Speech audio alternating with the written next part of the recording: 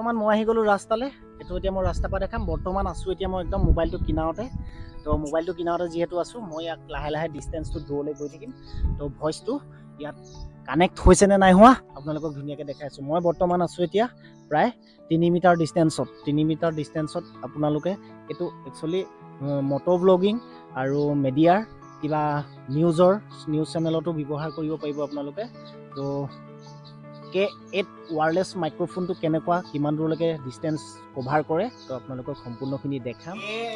K8 wireless মাইক্ৰফোনটো actually ভালনে বেয়া ব্লগিঙৰ কাৰণে, তো আপোনালোকক ধুনীয়াকৈ দেখাই আছোঁ। চাই থাকক ভিডিঅ'টো, তো কণ্টিনিউ কৰি থাকিব। তো মাইক্ৰফোন আমি এতিয়া বৰ্তমান ৱায়াৰলেছ মাইক্ৰফোনটো